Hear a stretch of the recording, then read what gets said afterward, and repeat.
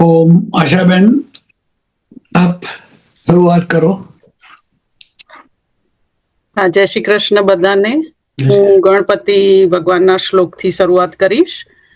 વક્રતુંડ મહાકાય સૂર્યકોટિ સમપ્રભ નિર્વિઘ્નમ કુરુ મે દેવ સર્વકાર્યેષુ સર્વદા.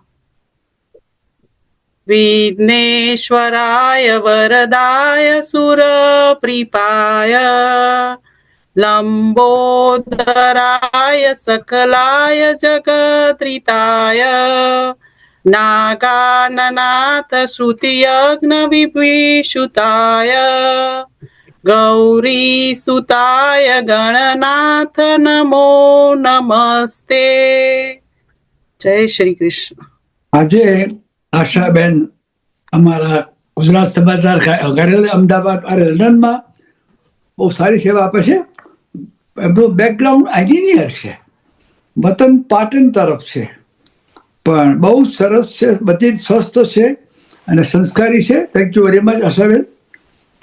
કાંતિભાઈ, માણસના જીવનમાં ફક્ત રોટલા, મકાન કે કપડા પૂરતા નથી. અત્યારે વિશ્વભરમાં અનેક રીતે માનવ અને પશુઓ અને કુદરત પણ હેરાન થાય છે. કેમ કે કમનસીબે ઘણી બધી વસ્તુમાં નવા અવનવા વિરોધાભાસી વલણ આવે છે. આક્રમક વલણ બહુ રહ્યું છે. આજના અખબારમાં, લંડનમાં અને દુનિયાભરમાં હવે નવો પ્રોબ્લેમ આવ્યો છે કે 16 વર્ષની નાની ઉંમરના વયનાને સોશિયલ મીડિયામાં પ્રતિબંધ કરવો. હવે આ બધા સંજોગોમાં આ દેશમાં આપણા જે પ્રજાજનો છે, ગુજરાતી, એશિયન, ઇન્ડિયન અને અન્ય, સંગત સેન્ટર મને આનંદ છે કે છેલ્લા લગભગ 40-50 વર્ષથી સુંદર સેવા આપે છે, જેમાં જ્ઞાતિ, ધર્મ, રંગ કોઈ ભેદભાવ નથી. તો 3-4 આપણે એનાઉન્સ કર્યું કે આવી કે વાચકોએ મને 3-4 પ્રશ્નો તમને પૂછવા માટે જણાવ્યું છે. એક તો સંગતની સ્થાપના થઈ, એની પૂર્વ ભૂમિકા એ શું કરે છે, આ જરા ખબર આપો તો જે નવા આપણા જે શ્રોતા પ્રેક્ષકો હોય, આજે જેટલા આવતીકાલે 24 કલાકમાં આનું આપણે યુટ્યુબ બનાવશું અને પછી ફરે છે. તો પીપલ શુડ નો કે સંગત શું કરે છે, આપણે શું લાભ લઈ શકીએ. તો પહેલો પ્રશ્ન એ છે, સંગતનો જરા વધારે પરિચય આપો. તમારે નમ્ર થવાની કોઈ જરૂર નથી કાંતિભાઈ, એટલું સરસ કામ કરો છો, તો પ્લીઝ બધાને કહો. Thank you Kantibhai. Thank you Devi. 1972માં યુગાન્ડાના તે સમયના પ્રમુખ ઈદી અમીને ફરમાન બહાર પાડ્યું કે યુગાન્ડામાંથી પ્રત્યેક એશિયનો યુગાન્ડા છોડી અને જતા રહે. એમાંનો એક હું હતો.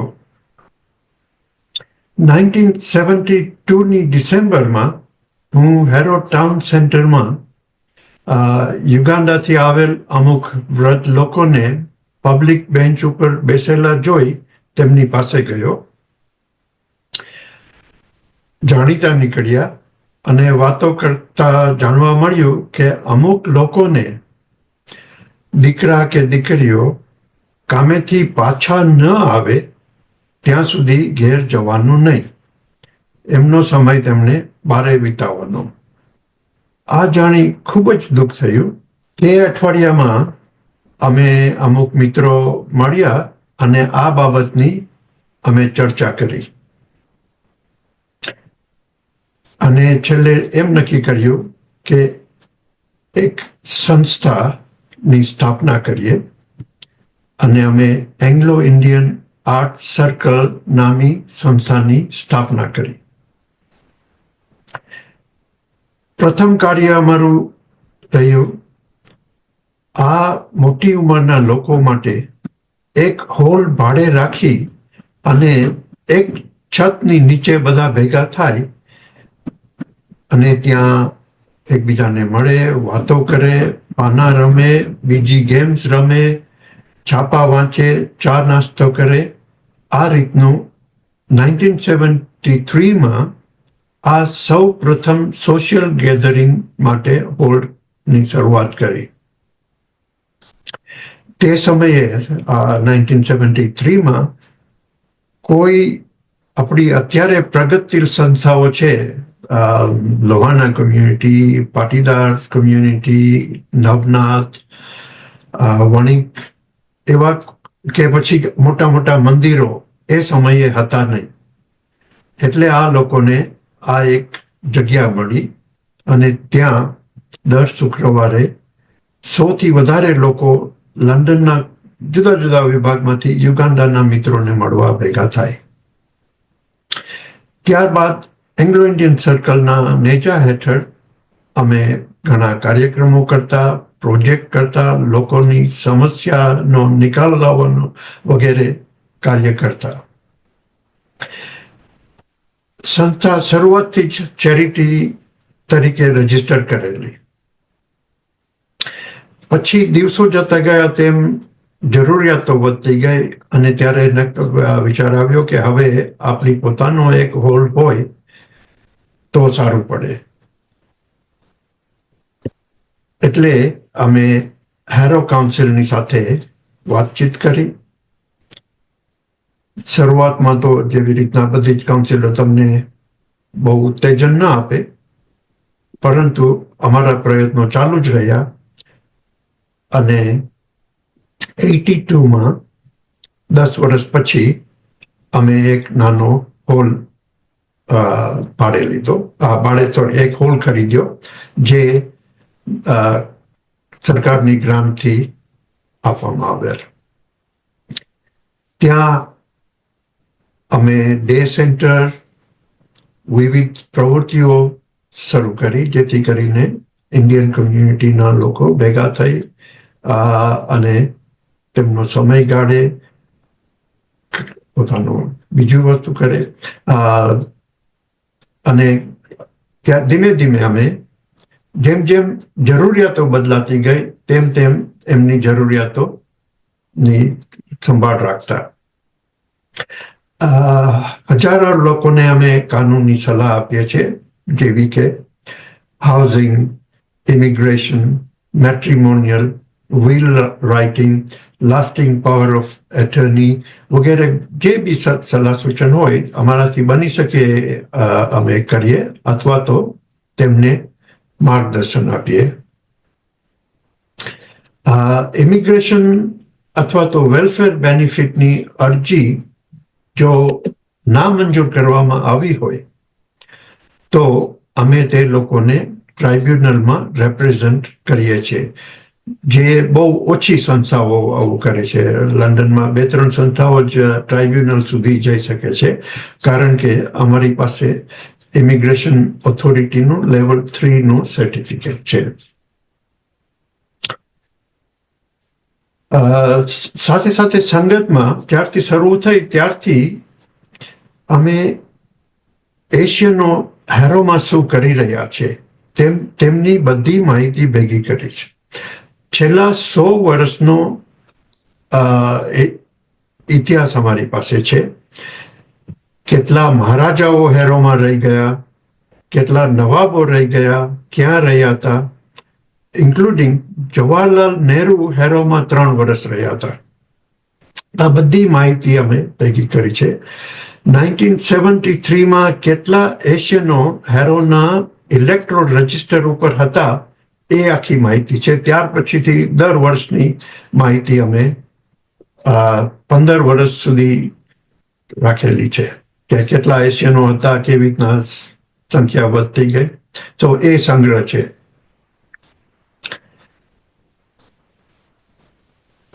સંસ્થાનો હેરોમાં પોતાનો એક નાનો હોલ છે અને ત્યાં પ્રવૃત્તિઓ ચાલે છે. અમુક સંસ્થાઓ અમારો હોલ વાપરે છે, કોન્ફરન્સ રૂમ વાપરે છે. આ રીતની સંગતની સ્થાપના થઈ અને કાર્યક્રમ ચાલે છે. અનફોર્ચ્યુનેટલી સંગતનો ઇતિહાસ મેં લખ્યો નથી. પરંતુ જે કંઈ કાર્યક્રમો કર્યા છે, જે કંઈ સેવા કરી છે કે કામ હાથમાં લીધું છે, તેનાથી સંતોષ અને ગૌરવ થાય છે. આ છે સંગતનો ઇતિહાસ. અંતિમભાઈ, આ તમે વાત કરી ઘણી વાતો છે, પણ 2 પ્રશ્નો ખાસ જાણવા છે. અહીંયા નવી સરકારે, રાજ્ય સરકારે નવા કેટલાક કાયદાઓ ઇન્ટ્રોડ્યુસ કર્યા છે ઇમિગ્રેશનના બારામાં, અને ભલે પેપરમાં લખ્યું છે, ગુજરાત સમાચારમાં કે વોઇસમાં, પણ જરાક તમે આવી સેવા કરો છો તો પ્લીઝ એના બારામાં જરા વધારે સ્પષ્ટીકરણ કરો કે અમારા શ્રોતાઓ, પ્રેક્ષકોને કોઈ પ્રશ્ન હોય તો સમાધાન થાય. ઓકે. ગયા અઠવાડિયે ડેઇલી મેલમાં એક ખબરપત્રીએ, જે મેઇલના ખબરપત્રીએ એક ભારતીય વિદ્યાર્થી બની અને લંડનમાં, ઇંગ્લેન્ડમાં જે લોકો ગેરકાનૂની સલાહ આપે છે અને લોકોને છેતરીને કેવી રીતના પૈસા કમાય છે તેનો આખો અહેવાલ આવેલો. કોમલ સિંધે નામની એક ભારતીય મહિલાએ, જે અહીંયા સ્ટુડન્ટ તરીકે છે, તેની ફેસબુક ઉપર જાહેર ખબર મૂકેલ કે તેની કંપની ક્રિશવ એન્ટરપ્રાઇઝ એ સ્કિલ વર્કરને વિઝા મેળવી આપે છે. ક્રિશવ કન્સલ્ટન્સી લિમિટેડ, અને એ ખૂબ જ વ્યાજબી ભાવે એના ફેસબુક પ્રમાણે ઇમિગ્રેશનનું કામ કરે છે. આ મેલના રિપોર્ટરને કોમલે કહેલ કે તેના સ્ટુડન્ટ વિઝા પૂરા થાય ત્યારે તે એને વર્ક વિઝા મેળવી આપશે, અને એની માટે એની ફી 17,000 થી 19,000 પાઉન્ડ થાય. અને જો આ રિપોર્ટરને કામ ન કરવું હોય અને બનાવટી સ્ટુડન્ટ તરીકે રહેવું હોય તો 12,000 થી 14,000 એ કામ કરશે, અને એને કેર વર્કરના વિઝામાં મૂકી આપશે. બીજો એક ગ્લોબલ ટેલેન્ટ વિઝા, એક ભાઈ કે જો જોઈતા હોય તો 30,000 પાઉન્ડમાં તે મેળવી શકે. આ એક આપણા લોકોને ઠગવાની રીત છે. કોમલ કે તેની ક્રિશવ કન્સલ્ટન્સી કોઈ કાનૂની ઓથોરિટી સાથે રજીસ્ટર થયેલ નથી. આ જ રિપોર્ટર બીજા એક કેસમાં રૂપ મસી, જે ફાસ્ટ ફૂડ આઉટલેટ ચલાવે છે, તે જાહેર ખબરમાં મૂકે છે કે જો તમે મારી આઉટલેટમાં 25,000 ઇન્વેસ્ટ કરો તો તમને સ્કિલ વર્કરના વિઝા મેળવી આપું. તેનું કહેવું છે કે એક ખરીદો અને એક મફત આપું. એટલે તમે જો એની કંપનીમાં 25,000 પાઉન્ડ ઇન્વેસ્ટ કરો તો તમને એ વિઝા મફત મેળવી આપે, અને પછી એ આ રકમ તેના કોઈ બી ધંધામાં, જેવા કે ice cream parlour, pizza, burger restaurant, જે લંડન અને ડાર્બીમાં ચલાવે છે, એમાં એ ઇન્વેસ્ટ કરશે, અને એ પ્રોમિસ આપે છે કે તમને 100% વિઝા મેળવી આપીશ. આવા તો ઘણા લોકો ગેરકાનૂની રીતે લોકો પાસેથી પૈસા હડપ કરી જાય છે. અમે સંગતમાંથી 5 એવા એજન્ટોનો કમ્પ્લેન હોમ ઓફિસમાં કરી છે. ઇન્ડિયાથી, દિલ્હીથી, બ્રિટિશ હાઈ કમિશનમાંથી વધારે માહિતી માટે ફોન આવેલ, કારણ કે વિઝા ઇન્ડિયાથી આપવામાં આવે એટલે એમને માહિતી જોઈતી હતી કે આવા એજન્ટો કોણ છે અહીંયા. આ એક દાખલો લીધો કે ઇમિગ્રેશનના કાયદાઓનો એજન્ટો કેવી રીતના લાભ ઉઠાવે છે. હવે કાયદા ઉપર જોઈએ. જો તમે હોમ ઓફિસમાં તમારી અરજી, દાખલા તરીકે એક્સટેન્શન ઓફ વિઝા કે ઇન્ડેફિનેટ લીવ અથવા તો લીવ ટુ રિમેન વગેરે કરી હોય અને જ્યાં સુધી તેઓ તમારી અરજીનો નિકાલ ન આવે ત્યાં સુધીમાં તમે યુકેમાંથી બારે ન જઈ શકો. અને જો તમે બારે જાઓ તો હોમ ઓફિસ તમારી અરજીને વિથડ્રો કરી છે એમ સમજશે. એટલે તમે પછી 6 મહિના લાગે, વર્ષ લાગે, તમે બંધાઈ જાઓ. ગયા અઠવાડિયે કેસ આવ્યો, કોઈના ફાધર ઇન્ડિયામાં ગુજરી ગયા અને આ ભાઈ તાત્કાલિક ઇન્ડિયા ગયા.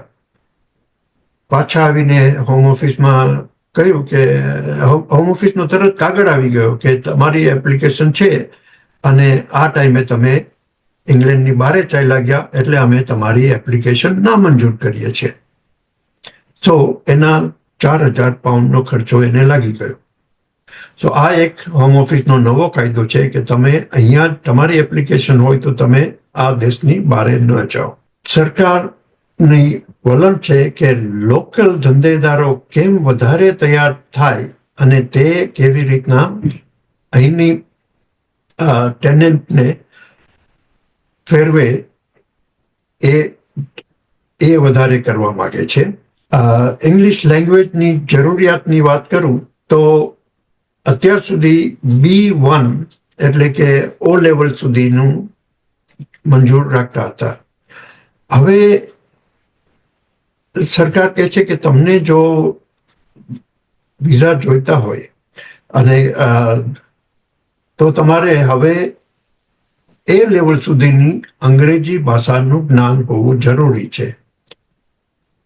આ એ લોકોને લાગુ પાડશે કે જે આ દેશમાં આવવા અને ઇન્ડેફિનેટ લીવ ટુ રિમેન માટે અરજી કરે તેમની માટે લાગુ પડશે.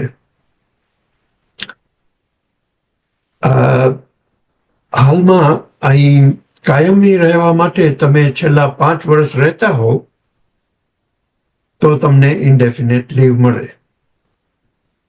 હવે એ 5 વર્ષની મુદતને સરકાર 10 વર્ષની મુદતમાં ફેરવવાની કોશિશમાં છે અને જે આ કાયદો આવતા મહિનાની 25 તારીખથી લાગુ કરવામાં આવશે. બીજો એક કાયદામાં જો તમારી પાસે ડ્યુઅલ સિટીઝનશીપ હોય, દાખલા તરીકે તમે કેન્યાના સિટીઝન છો અથવા તો કેનેડાના છો કે શ્રીલંકાના છો, જે દેશ ડ્યુઅલ નેશનાલિટીને કબૂલ કરે છે એ દેશના નાગરિક બી હો, તો તમે જ્યારે આ દેશમાં પ્રવેશ કરો પછી ભલે વિઝિટ માટે આવ્યા હોય કે રહેવા માટે આવ્યા હોય, જો તમે કેન્યાનો પાસપોર્ટ હોય, કેન્યાથી કોઈ વેપારી અહીંયા ફરવા આવે, એની પાસે ડ્યુઅલ નેશનાલિટી હોય અને એ જો અહીંયા કેન્યાના પાસપોર્ટ ઉપર આવે તો એની પાસે વિઝા ન હોય તો આવવા ન દેશે. ભલે એની પાસે બ્રિટિશ પાસપોર્ટ હોય પણ દાખલ થતી વખતે એને કેન્યાનો પાસપોર્ટ આપ્યો એટલે એને વિઝા નથી તો નહીં આવવા દે. પણ જો એ બ્રિટિશ પાસપોર્ટ ઉપર આવે તો એને કોઈ વાંધો ના આવે. પણ સાથે કેન્યાના પાસપોર્ટ ઉપર એને પ્રૂવ કરવું પડશે કે એનું સ્ટેટસ શું છે, એની પાસે ઈ વિઝા છે કે નહીં, અથવા તો ETA ઇલેક્ટ્રોનિક ટ્રાવેલ ઓથોરાઇઝેશન છે કે નહીં, એ પુરવાર કરવું પડે. એટલે આ એક બીજો મુશ્કેલી લોકોને પડશે. આ કાયદાઓ પર મારા મંતવ્યો કહું તો સરકારનું વલણ વિદેશીઓને આ દેશમાં આવતા અટકાવવાનું છે. ઓકે બેટા સાહેબ. અને તમે ખૂબ જ ટેલેન્ટેડ હો તો તમારી જરૂર છે. બાકી તમે આમ જ ઓર્ડિનરી માણસ તરીકે આવતા હોય તો આપણી જરૂર નથી હવે. Thank you very much. Thank you બેટા. અને જ્યારે thank you very much. Local labour નહીં મળે ત્યારે કાયદામાં ઢીલ મૂકવામાં આવશે. એ તો આપણે જોતા જ આવ્યા છે કે આ સરકારનું વલણ કેવું હોય છે. સરકારનું કહેવું છે કે તમારું ભાષાનું જ્ઞાન એ લેવલ સુધી હોય તો તમે અથવા તો આવનાર વ્યક્તિ આ દેશમાં ઉન્નતિ કરી શકશે, ઇન્ટિગ્રેટ થઈ શકશે અને સોસાયટી માટે કંઈ કોન્ટ્રીબ્યુટ કરી શકશે. અને સરકાર એમ માને છે કે એ સરકાર લોકોને એમ્પાવરમેન્ટ આપે છે. મારી દ્રષ્ટિએ એમ્પાવરમેન્ટ નહીં પરંતુ ઇમિગ્રેશન કંટ્રોલ લાવી રહ્યા છે. આજે લંડનમાં તમે જો તો ગુજરાતીઓને ખૂણે ખૂણે દુકાનો હતી. હવે શ્રીલંકન, અફઘાની, રોમેનિયન એ દુકાનો લઈ રહ્યા છે. અને આપણે હાઈ પાવર જોબ્સમાં જતા રહે છે. આઈટી સેક્ટર છે, લીગલ ફિલ્ડ છે, મેડિકલ સેક્ટર છે. તો ધીમે ધીમે આપણે પોલિટિક્સમાં પણ જઈ રહ્યા છે. પરંતુ જો તમે કેર સેક્ટરમાં જોશો તો ત્યાં ઇન્ડિયન્સ, ફિલિપિનોસ, રોમેનિયન્સ વગેરે જોવા મળશે. અને આ સેક્ટરમાં, કેર સેક્ટરમાં એ લેવલ અંગ્રેજીમાં તમને ક્યાં લઈ જવાના છે? એની જરૂર નથી. આ એક ભાગલા પાડવાની અથવા તો ઇમિગ્રેશન કંટ્રોલ કરવાની સરકારની વલણ છે. એટલે બીજો એક ફેરફાર આવી રહ્યો છે તેની ઉપર નજર નાખું. ઇમિગ્રેશન અપીલમાં સરકાર ફેર કરી રહી છે. 2023માં 7,000 અપીલ થયેલ, જે 2025માં 51,000 સુધી પહોંચેલ છે. અને અપીલનો સમય પહેલા જે 2-3 મહિનામાં તમારી અપીલની સુનાવણી થતી હતી એ હવે 1.5-2 વર્ષ ખેંચવામાં આવે છે. તો સરકાર ફર્સ્ટ યર ટ્રાઇબ્યુનલ અસાઇલમ ચેમ્બર જે છે તેની બદલીમાં એક ઇન્ડિપેન્ડન્ટ અપીલ બોડીની સ્થાપના કરવાનું વિચારી રહી છે. નહીં, સ્થાપના કરવાના છે. અને સરકાર માને છે કે એનાથી કાર્ય ઝડપથી થશે. આ બોડી જે અત્યારે છે એને સ્ટ્રોંગ કરવાની બદલીમાં, એને થોડાક હથિયારો આપવાની બદલીમાં સરકારનું વલણ કંઈક જુદું જ છે. જેથી કરીને તેમનો એની ઉપર કાબુ રહે એવી શંકા છે. આ નવા કાયદાઓ આવી રહ્યા છે અને પોલિટિકલ ગેઇન્સ માટે ઘણા બધા કાયદાઓ જાહેર જનતાને ખુશ કરવા માટે રાખવામાં આવશે. તમે જોશો તો ઇમિગ્રેશન કંટ્રોલ માટે કયા લોકો વધારે માંગણી કરે છે? રાઇટ વિંગ અથવા તો લોકલ મજૂર. કારણ કે એમની પાસે બીજું કોઈ દ્રષ્ટિ નથી કે આ દેશની ભલું થાય છે કે શું એ જોવાનું નથી. એટલે ઇમિગ્રેશનના કાયદાઓ દિવસે દિવસે કડક બનતા જ રહેશે. તમે કાંતિભાઈ એક અત્યંત જટિલ પ્રશ્ન વિશે સાદી ભાષામાં ઘણી હેલ્પ કરી. અમારા પત્રકારો લેખ પણ લખવા પ્રયત્ન કરશે, પણ હું માનું છું કે આ બધી વસ્તુઓ તમે જે વાતો કરી સામાન્ય નાગરિકને પૂરી સમજ નથી અને ખૂબ બજવણ છે. અને સંગત તમારા નેતાગીરી રીતે ઘણું કામ કરે છે અને અમે ઈચ્છીએ કે અમે જ્યારે લેખ બનાવશું એમાં તમને મોકલી આપશું છાપતા પહેલા, કેમ કે people should no the facts.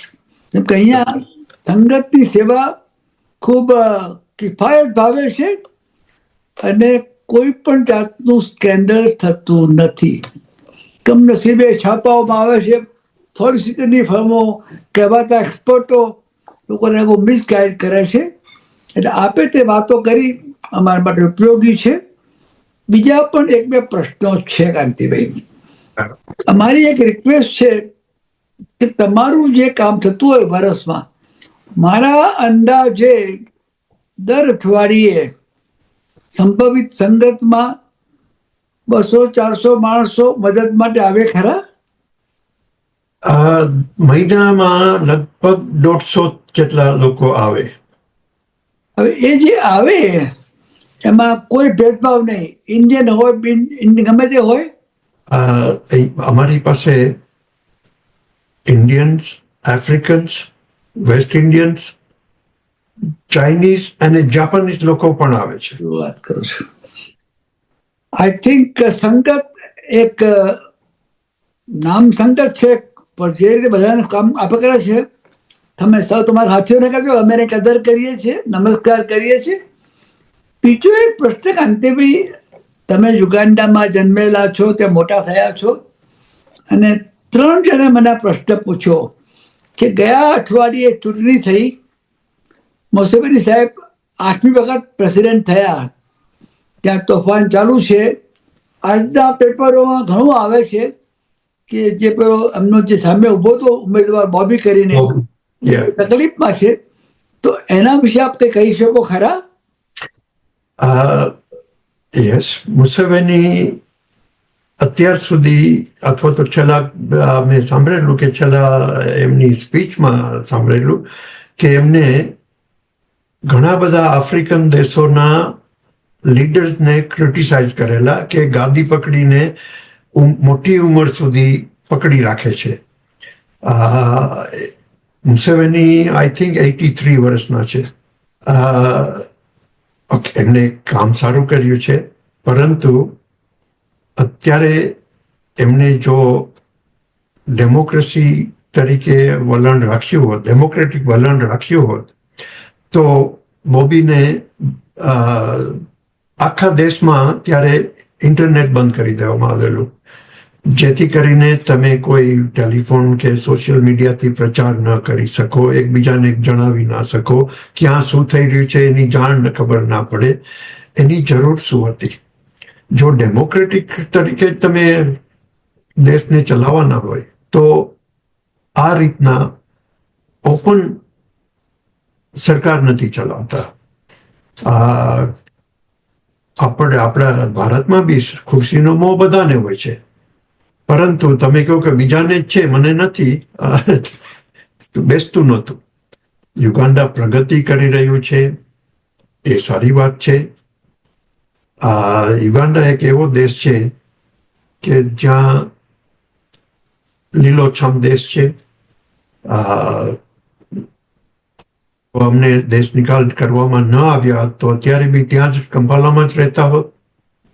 Progress ઘણો થયો છે અને હોપ કે મુસેવેની હજી સારું કામ કરે. એક બીજો પણ પ્રશ્ન મારે પૂછવો છે કાંતિભાઈ. મેં જ્યોત્સનાબેન શાહે, કોકિલાબેને છેલ્લા 15-20 વર્ષમાં દેશથી જે નવા આવ્યા હોય, વિદ્યાર્થીઓ આવ્યા હોય, હસબન્ડ વાઈફ આવ્યા હોય, તકલીફમાં તમારે ત્યાં મોકલી આપ્યા હતા, અને તમારા તરફથી સરસ સેવા મળે છે. અને હું બધાને જણાવું કે સંગતની સેવા, કાંતિભાઈ નાગાની સેવા કોઈ પણ જાતના સ્વાર્થ વગર, ખટપટ વગર છે. દાખલા તરીકે એક વ્યક્તિ મેં રિફર કરી હતી, એમના હસબન્ડને લાવવાના હતા, બેનને અહીંયા હતા, આવ્યા, કાળક્રમે 20-25 વર્ષમાં સેટલ થયા, મકાનો થયા ને ડિવોર્સ થયા. ત્યારે મને ખબર આપી બેને કાંતિભાઈ અને તમારા સાથીઓએ બહુ જ સાચી સલાહ અને બહુ સમજપૂર્વક પ્રમાણિકપણે આપી. તો આવા સામાજિક પ્રશ્નો હોય એમાં અત્યારે વધી રહ્યું છે કે ઘટી રહ્યું છે કાંતિભાઈ? અત્યારે વધી રહ્યું છે. ભારતથી જે લોકો આવ્યા છે આ એક મને સમજ નથી પડતી કે કેમ, પણ એ વિભાગમાં છૂટાછેડાનો પ્રમાણ બહુ જ વધી રહ્યું છે. હવે સડનલી તમને ફ્રીડમ મળી ગયું કે પછી તમે કામે જઈ શકો, તમારું પોતાનું કમાઈ શકો, એ માટે તમે સાથે ઊભા રહીને લેવલ ઉપર ઊભા રહીને કે હસબન્ડ કે વાઈફને, એ બી એક કારણ હોઈ શકે. પણ ભારતથી આવેલા યુવાન લોકોમાં છૂટાછેડાનું પ્રમાણ ઘણું વધી રહ્યું છે. દુઃખનું કારણ છે. અમારો પ્રયત્ન રહે કે એ લોકોને સમજાવવાનું અને જો મેળ ખાય તો સમજીને સાથે રહેવાનું, પરંતુ જો ન થતું હોય તો પછી છેલ્લે ડિવોર્સ માટે અરજી કરવાની. અને આ કેસીસ વધી રહ્યા છે, જે ચિંતાનું કારણ છે. અહીંયા બે સૂચવવાનું મારું મન થાય છે. આપણી અનેક સંસ્થાઓ છે, ધાર્મિક, સામાજિક, જ્ઞાતિ,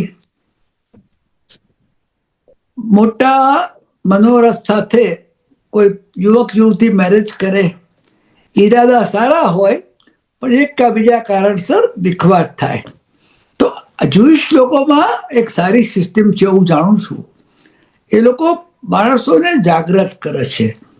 હાઉ ટુ એન્કરેજ રિકન્સિલિએશન. આપણી સંસ્થાઓમાં, તમે ઘણી સંસ્થાઓમાં, હું નામ નહીં આપું, આ એક કરવા જેવું કામ છે. બરોબર, બિલકુલ. રોગ થયા પછી ઈલાજ કરતા પહેલા એ રોગ ના થાય એના રસ્તા બતાવવા, સમજદારીના, સહનશીલતાના. કેમ કે એક ડિવોર્સ થાય એમાં ઘણા બધાને આજીવન સહન કરવું પડે છે. સંતાન હોય તો પણ, બંને પક્ષના સગાવાલા પણ. અને હમણાં અમેરિકાથી એક રિપોર્ટ આવ્યો છે પ્યુ રિસર્ચમાં કે મોટા ઉપાડે છલંગ મારીને ડિવોર્સ લેવા જનાર 5-10 વર્ષે પસ્તાય છે. કમનસીબે આ શોર્ટકટ એટલો સરળ નથી. હવે આ વાતો કરતા કરતા કાંતિભાઈ, તમે ગુજરાત સમાચાર વોઇસને સલાહ બી આપી શકો કે અમે જે કામ કરીએ છીએ, જે સમાચાર આપીએ છીએ, એમાં સારું હોય તો બી તમે આશીર્વાદ છે, તમે સલાહકાર પણ છો. પણ અમે જો કરવા જેવા કામ ના કરતા હોય અને ખાસ કરીને ન કરવા જેવા કામ કરતા હોય તો પ્લીઝ અમારું ધ્યાન દોરજો. અહીંયા આપણે જરા થોડીક વાત બદલીએ. અમુક ભાઈઓએ, મિત્રોએ ખબર આપી છે કે અમારે પણ કંઈક પ્રશ્ન પૂછવા છે, અને એ અર્થમાં આ સોનેરી સંગત એક વાર્તાલાપ નથી. આવતા વીકમાં એનું રૂપ બદલાવાનું છે, પણ છતાં પણ આ જે પ્રોગ્રામ થાય છે, કોઈને કોઈ પ્રશ્ન પૂછવો હોય કાંતિભાઈને કે મને, જરૂર પૂછી શકો છો. કેમ કે ઇવેન્ચ્યુઅલી આ સંગત છે, આ સંગતિ પંગતમાં છે. આપણે એકબીજા પાસે શીખીએ છીએ, કેમ કે આપણે લાંબુ જીવવું છે, સારા કામ કરવા છે. તો સુજીતભાઈ કે નરેશભાઈ કે કોઈ પ્રશ્નો હોય તો જરૂર આપણે આપીએ. બીજી વાતો કરવી છે આપણે. સુજીતભાઈ, કોઈને કંઈ પૂછવું છે ભાઈ? કોઈને? What are the changes? હા, હું પૂછું એક સવાલ સીબી. બોલો ભારતીભાઈ, પ્લીઝ. એક જ પૂછવાનું છે. હા, કાંતિભાઈ, જે ભારતીભાઈ, ડાયવર્સ, બોલો. જી બોલો, જે પ્રશ્ન પૂછો. તમે વાત કરી કે ઇન્ડિયાથી જે લોકો આવે છે એમાં ડાયવોર્સના રેટ વધારે છે, તો મારો સવાલ એ છે કે ઇન્ડિયાથી બંને જણ આવે છે કે એક અહીંનું હોય ને એક ઇન્ડિયાથી લઈ આવે છે ત્યારે વધી જાય છે? કારણ કે મેં જોયું છે કે ઇન્ડિયાથી કોઈ પાર્ટનર, બહુ કે હસબન્ડ, જમાઈ લઈ આવે તો ત્યાં ડાયવોર્સના રેટ્સ વધારે વધી ગયા છે કમ્પેર ટુ અહીંયા એકબીજાને મળે છે એના કરતા. ના, આ ડિવોર્સના રેટ જે હસબન્ડ વાઇફ સાથે આવ્યા હોય ઇન્ડિયાથી, પાર્ટનર તરીકે આવ્યા હોય એમાં, અથવા તો ઇન્ડિયાથી તમે સ્પાઉસને લઈ આવ્યા હોય એમાં, આ બે બાજુ. બહુ સાચી વાત છે, એમાં વધારે છે. ઇન્ડિયાની અંદર પેરેન્ટ્સ હોય એટલે ચિલ્ડ્રન બધા અહીંયા સેટલ થયા હોય વર્ષોથી અને ત્યાં આગળ પેરેન્ટ્સને કોઈ લુક આફ્ટર કરવા વાળું ન હોય ને કમ્પ્લીટલી ઓવર 75 ની ઉંમર થઈ ગઈ હોય અને એકલા મૂકી શકાય એમ ન હોય એમની એજના લીધે, તો એના માટે શું ઇમિગ્રેશન ચેન્જીસ છે, નવા રૂલ્સ શું આવ્યા છે? એના નવા રૂલ્સ નથી. છેલ્લા 7 વર્ષથી હોમ ઓફિસે આ જાતના ડિપેન્ડન્ટ પેરેન્ટ્સ ને અથવા તો ડિપેન્ડન્ટ રિલેટિવ્સને અહીંયા આવવાની નામંજૂરી જ આપે છે. હોમ ઓફિસ તમને એમ કહેશે કે જો અત્યાર સુધી તે લોકો રહી શક્યા હોય, તમે એમને પૈસા મોકલતા હો તો અહીંયા બોલાવવાની જરૂર શું છે? 80 થી 90% આવી એપ્લિકેશન નામંજૂર કરવામાં આવે છે. અને અપીલમાં બી એ લોકોને બહુ જ તકલીફ થાય છે. એટલે અનફોર્ચ્યુનેટલી એલ્ડરલી પેરેન્ટ્સને અહીંયા બોલાવવા માટે કાયદા એના જ છે, પરંતુ સરકાર સખ્તાઈ બહુ વાપરે છે. એક કેસમાં એ લોકોએ એમ કહ્યું કે તમે ત્યાં ઓલ્ડ પીપલ્સ હોમમાં એ લોકોને કેમ નથી મોકલી દેતા, અહીંયા ઇંગ્લેન્ડ શું કામ લઈ આવ્યા છે?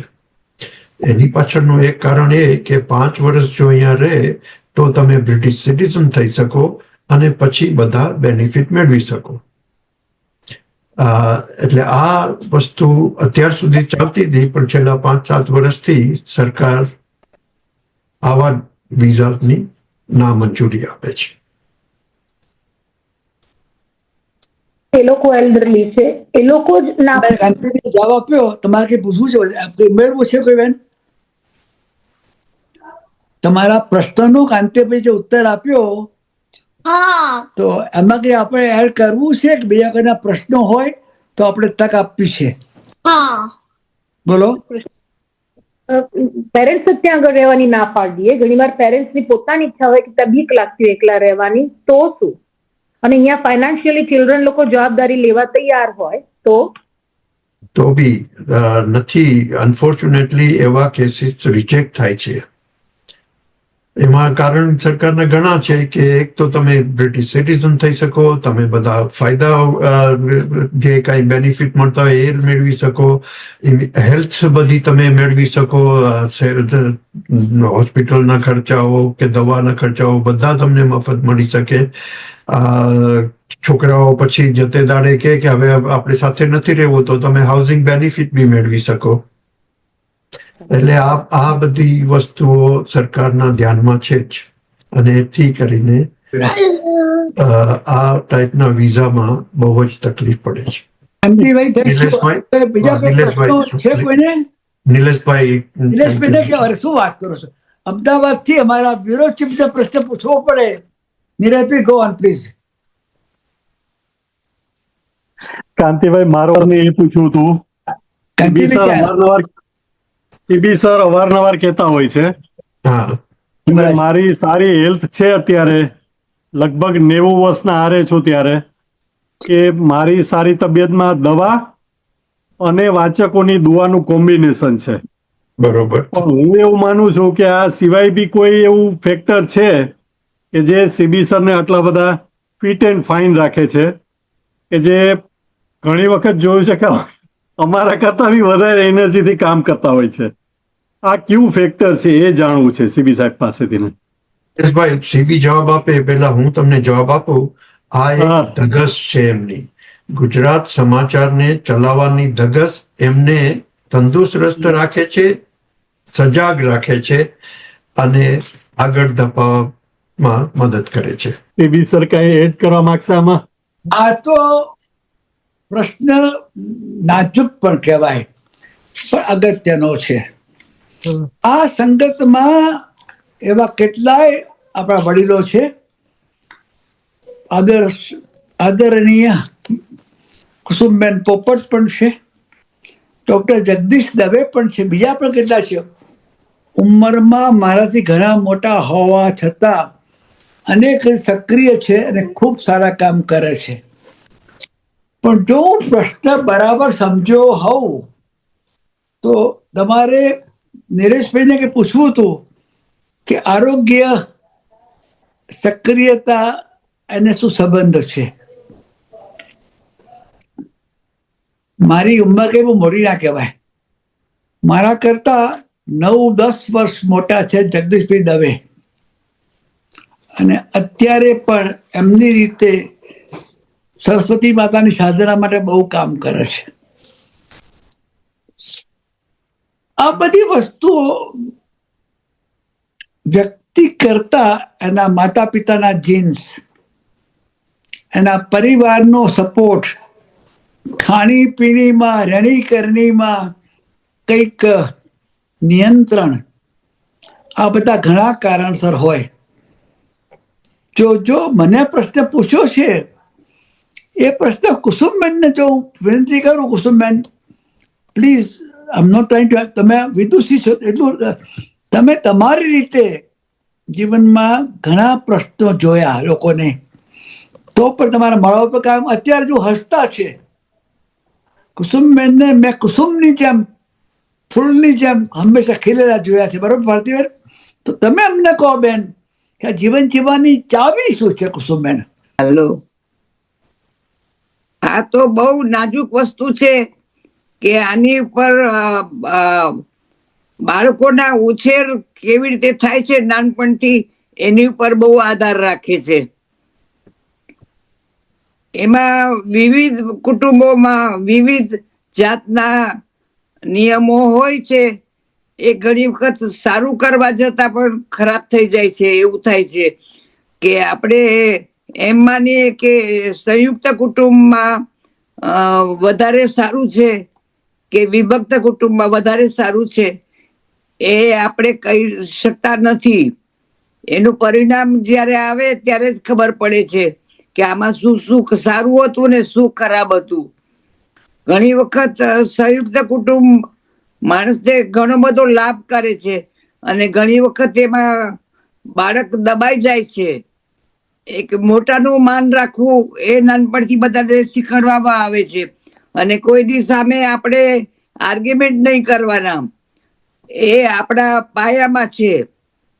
હવે એને લીધે બાળક ને કઈ પણ પ્રોબ્લેમ થાય અને જો એ સામું બોલે તો કે મોટાની સામે કેમ બોલે છે, એટલે એ વસ્તુ નુકસાન કરે છે આગળ જતા એના જીવનમાં.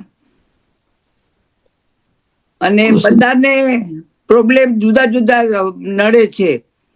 ઘણાને એમ થાય છે કે સ્વતંત્ર રીતે ઉછરે એ બાળક વધારે સ્વતંત્ર વિચારના થાય છે, પણ એમાં બે વાત છે કે બહુ સ્વતંત્રતા આપીએ બાળકોને તો એ પોતાની રીતે જ વર્તતા થાય છે અને વડીલોનું સાંભળતા નથી. એટલે આ બધા પ્રોબ્લેમ છે એ પોતે માણસો, કુટુંબના માણસોએ જ સોલ્વ કરવા જોઈએ. એમાં બહારના કોઈ કઈક ન કરી શકે, એવો મારો અનુભવ કે છે. મોટી બહેન, અમે બહુ કૃપા કરી. હું માનું છું નિલેશભાઈ, ભવિષ્યમાં કુસુમબેન સાથે વધુ લંબાણપૂર્વક વાતચીત કરીશું. પણ અહીંયા આપણામાં મેં કહ્યું મારા કરતા લગભગ 10 વર્ષ મોટા છે, ઉંમરમાં તો 10 જ વર્ષ. આ મોટું કામ કર્યું. ડૉક્ટર જગદીશ દવે હાજર હોય તો જગદીશભાઈ, આપના પણ વિચારો મારે જાણવા છે, કેમ કે આજે એક એવો પ્રશ્ન આવ્યો દરેકના મનમાં છે, લાંબુ જીવવું છે, સારું જીવવું છે, સુખી થવું છે. પણ તમારા જગદીશભાઈના જીવનમાંથી અમને કંઈ કહી શકો તો આઈ બી વેરી ગ્રેટફુલ. નમસ્તે સીવી. જીવનમાં તો ઘણું બધું કહેવા જેવું હોય, પણ જે આખું માળખું રચાય છે એમાં મને જે શ્રદ્ધા બેઠી છે ને જેને લીધે હું આ સ્થિતિએ પહોંચી શક્યો છું, એમાં યોગાસનની શરૂઆત વિદ્યાર્થી હતો ત્યારથી શરૂ કર્યું છે.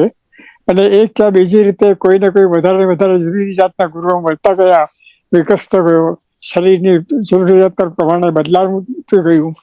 એટલે હું એમ માનું છું કે મુખ્ય કારણ મારું યોગ સેન્ટરમાં છે. અને એની આજુબાજુ પછી જે કંઈ કામો ગોઠવી શકાય તે એને આધારે ગોઠવાતા હોય છે. અને અત્યારે જે 2 વર્ષ જ બાકી છે, તો હજી પણ એ 2 વર્ષ એક તો ઈશ્વરમાં અખૂટ શ્રદ્ધા અને એ જે કંઈ કરે છે તે આપણા સારા માટે જ કરતું હોય છે. મુશ્કેલી હોય તો એમાંથી ઉકેલ નહીં મળે એ જ સુધારે છે. અને આપણે સમજી ન શક્યા હોઈએ ત્યારે જુદી વાત છે, આપણી ભૂલ થઈ હોય, પણ નહીં. પણ હું તો એમ માનું છું કે ઈશ્વરમાં આખું શ્રદ્ધા, યોગ વગેરે પ્રકારની જીવનમાં અવતારવાની રીત અને આહાર વિહારની અંદર એક રીતનો યોગિક સંયમ, કારણ વગર પેટને નુકસાન કરે એવી વસ્તુઓ નાખ્યા નહીં કરવાની. ભૂખ હોય તો જ ખાવું, જરૂર હોય તેટલું જ ખાવું. ઉંમર વધે તેમ ઘટાડો થતો જાય, કારણ કે આપણું પાચન તંત્ર કંઈ યોગ્ય ન હોય મોટા થતા જઈએ તેમ. તો આ બધો જ ખ્યાલ રાખીને એ યોગને મધ્યમાં રાખીને તમે જો કામ તમારા જીવનનું ગોઠવતા જાઓ તો, અને ઈશ્વરમાં શ્રદ્ધા રાખીને કામ કરતા થાઓ, જે કંઈ કરો છો તે ઉત્તમ જ થવાનું છે. હું ભોજન આપું તો પહેલા ઈશ્વરને આપી દઉં છું, એના પ્રસાદ તરીકે લઉં છું. એટલે એના પ્રસાદ તરીકે હું લઉં છું એટલે એક ભાવના એ છે કે એણે આપેલું હું ખાઉં છું.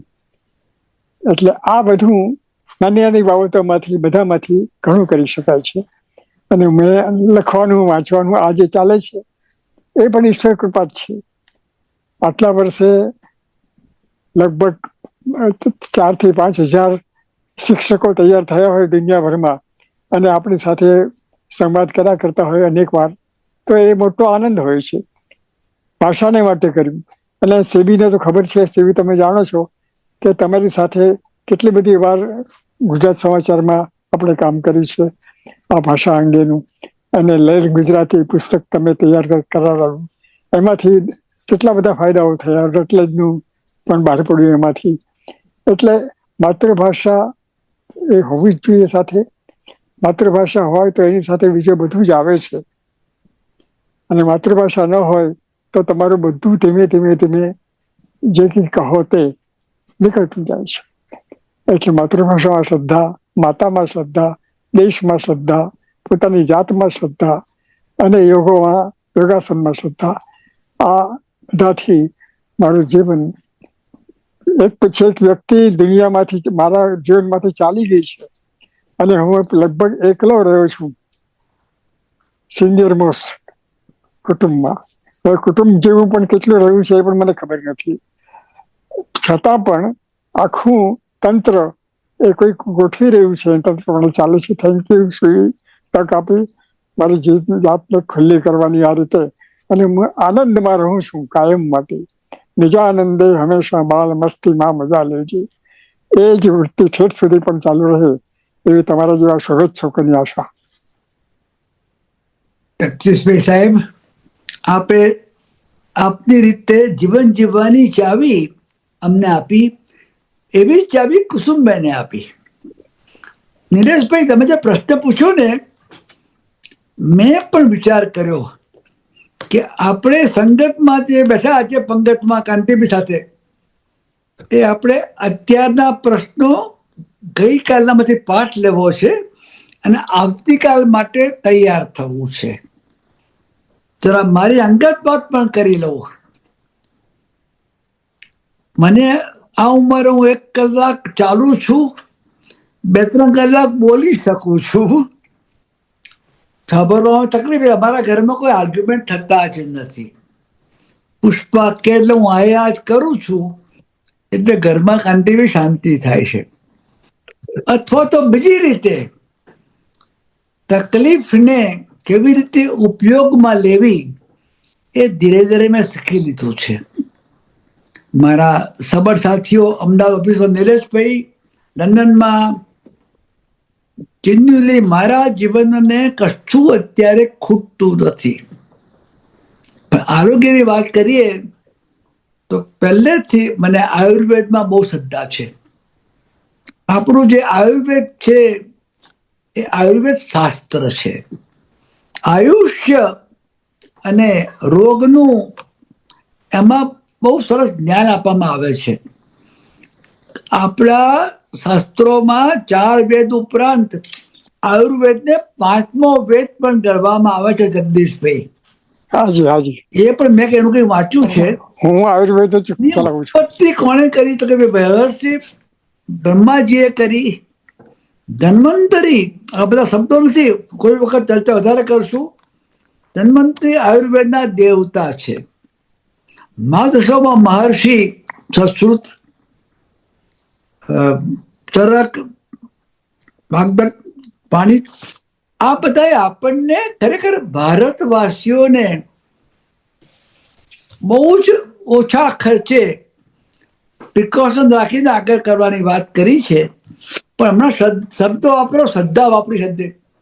માણસને પોતાનામાં શ્રદ્ધા હોવી જોઈએ. તદ્દન સાચી વાત. હમણાં હું એક અભ્યાસ કરી રહ્યો છું, આવતા અંકોમાં છાપીશ. ઇઝરાયલ એક યુનિવર્સિટીમાં મોટો અભ્યાસ થયો, કાંતિભાઈ. ત્યાંના હોસ્પિટલોમાં જે દર્દીઓ બધા છે, દર્દીઓ દવાખાનામાં જાય, નિદાન થાય અને દવા અપાય, એના માટે દુઆ કરે, કેટલાક એના માટે દયા રાખે, સંબંધન રાખે, પ્રાર્થના કરે. પણ આ પ્રયોગના અંતે બહાર આવ્યું છે કે જો વ્યક્તિ નિર્ધાર કરે કે મારે આ રોગમાંથી મુક્ત થવું છે અને એના માટેનું જે કહેવાય પોઝિટિવ થિંકિંગ કરે, તો આ આવ્યું છે. ઇવન કેન્સર જેવું કેન્સર રોગ હોય તો પણ જો રોગીને જીવવું હોય, જીવવાની તમન્ના હોય, શિસ્ત રાખતા આવડતું હોય, તો કેન્સરમાંથી મુક્ત થવાય છે. બરાબર છે. આપણે કુસુમબેન જોયું હશે કે મનોબળ જેવું કોઈ બળ નથી. અને મનોવૃત્તિ, મનોબળ, આ બધા પોઝિટિવ વર્ચ્યુ, એનું લેક્ચર નહીં આપું, પણ સકારાત્મકતા હોવી જોઈએ. મને ગની દહીંવાલાનું પેલી 2 પંક્તિઓ, અગર જો અડગ રહેવાનો નિશ્ચય ધરતી ના જાયા કરે, તો એ પડે તો એનું રક્ષણ એના પડછાયા કરે. અંતિમ એકદમ મને પણ જ્યારે મિની સ્ટ્રોક આવ્યો તો 40 વર્ષ પહેલા, ડોક્ટરે કહું આમ થયું તેમ થયું, ડોક્ટરોની મહેરબાની, પરિવારની મહેરબાની, પણ મેં સંકલ્પ કર્યો કે હું હિન્દુ છું, સનાતની છું, મને ભગવાને જન્મ આપ્યો છે, તો લાંબુ જીવવું, સારી રીતે શરીર સાચવવું, સારા કામ પ્રયત્ન કરવો, અને પરિણામે આજે જગદીશભાઈ, કુસુમબેન કે આપણા કાંતિભાઈની હાજરીમાં કહી શકું છું, આઈ ફીલ વેરી પોઝિટિવ. તો આપણે 2 કે 3 સંકલ્પ કરીએ. આપણે બધા જ અહીંયા આવ્યા છીએ, અકસ્માત આવ્યા નથી. હા, આ યોગાનુયોગ છે. કુદરતમાં, ઈશ્વરમાં શ્રદ્ધા છે. મને બહુ શ્રદ્ધા છે કે ઈશ્વર પરિબળ છે તે આપણે આજ ભેગા થયા છે આટલા માણસો. તો એ અર્થમાં કોઈ પણ બીમારી હોય, શારીરિક, માનસિક કે અનેક બીમારી હોય, તો દવા કરાવવાની, સંવેદના રાખવાનું, પ્રાર્થના કરવાની, પણ રાખતા વળગતા પોતાએ ઈશ્વરમાં સંપૂર્ણ શ્રદ્ધા સાથે સંકલ્પ કરવો પડે, મનોરથ કરવો પડે. અને જેનું મનોરથ ચૂકી, તો મને યાદ છે એક વર્ષો પહેલા મેં વાંચ્યું તો જગદીશભાઈ, કે આપણે બધા ભૂલો, માણસ માત્ર ભૂલને પાત્ર. હા, કોઈની ભૂલ માટે બહુ ઉદ્વેગ ના કરવો, અને આપણી ભૂલ માટે કાયમ શોષાઈ ન કરવો. ભૂલ થઈ ગઈ છે, પડી ગયા છે, ઊભા થઈ જાઓ, આગળ વધો. ઘણી બરાબર છે. તો મનનો સેબી આ સાથે આપણે આગળ વધીએ. નિલેશભાઈને સમાચાર સંભળાવી દે. હવે ટૂંકમાં મારું વાત પતી ગઈ છે. કાંતિભાઈ મને શું આપણે શું કહું ભાઈ?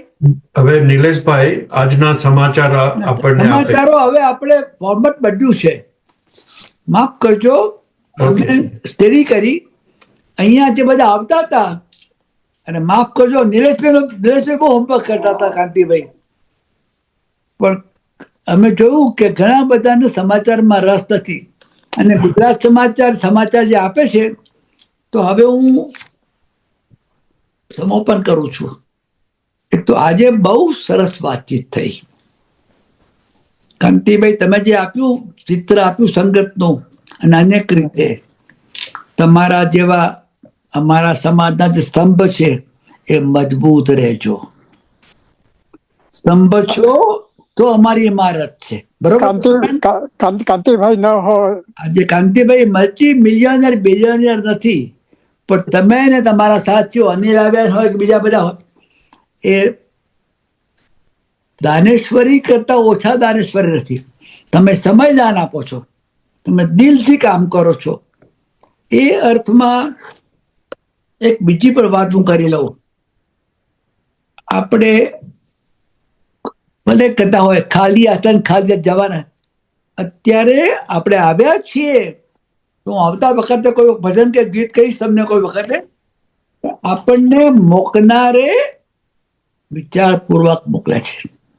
અનેક જાતના કરોડો જીવો, આપણે તો 84 કરોડ જીવ કહેવાય છે ને, એમાં માનવ જીવન બહુ મુશ્કેલ છે. અને આપણે માનવ છીએ એ અર્થમાં સૌ પોતપોતાની રીતે આનંદથી જીવે, પોતાના પરિવારમાં પોતાનામાં ભવિષ્યમાં વિશ્વાસ રાખે, અને ભૂતકાળની બહુ વાતો યાદ ના કરવી. એટલે એક નાનું ભજન મારી ઈચ્છા છે કે હું ભજન ગાઈ નહીં શકું કાંતિભાઈ, હું વાંચી શકું છું. આશ્રમ પદ્માવલી અને ગીતાની પુસ્તક મારી ડાયરીમાં હોય છે. આ એટલા માટે કહું છું કે આપ અને મારા અન્ય શ્રોતાઓ જે મારે માટે મારા આરાધ્ય દેવો છે, બંગાળી ગીતનું ભાષાંતર થયેલું છે, ફક્ત 16 જ લીટી છે. જીવન જબ સુકાઈ જાય કરુણા વર્ષંતા આવો. જીવન જબ સુકાઈ જાય કરુણા વર્ષંતા આવો. માધુરી માત્ર છુપાઈ જાય ગીત સુધા જરંતા આવો. હું વિશ્લેષણ નહીં કરું, આપ સૌ સમજી શકો છો. કર્મના જ્યારે કાળા વાદળ ગરજી ગગડી ઢાકે સૌસર, હૃદય આંકણે હે નીરવનાથ પ્રશાંત પગલે આવો. આ પંક્તિ બહુ સરસ છે. ચાર વાક્ય. એક જ વાત કહું કે જો કાંતિભાઈ ન હોત તો હું આ દેશમાં ન હોત. એમની બધી જ પદ્ધતિઓ વાપરીને આ દેશમાં મને કાયમ કરવામાં મોટામાં મોટો ફાળો કાંતિભાઈનો છે. આભાર જગદીશભાઈ અને તમે ગુજરાતી જનતા માટે કેટલા ઉપયોગી થયા એ તમારા સેવાનો લાભ ગુજરાતી જનતાએ, ભાષાનો લાભ ગુજરાતી જનતાએ ખૂબ જ સારી રીતે ઉઠાવ્યો છે. એટલે તમારો આભાર. સાચી વાત છે તો હું કહું, બાકી તો તમે આશીર્વાદ આપો બસ. કે હજી આ કામો કરતો રહું. 2 વર્ષ બાકી છે, ત્યાં સુધી આ ઘણું થશે, ઘણું કરવાનું છે. Thank you so much, Kanti bhai. Yes, I'll just close down. Thank you so much for joining everyone.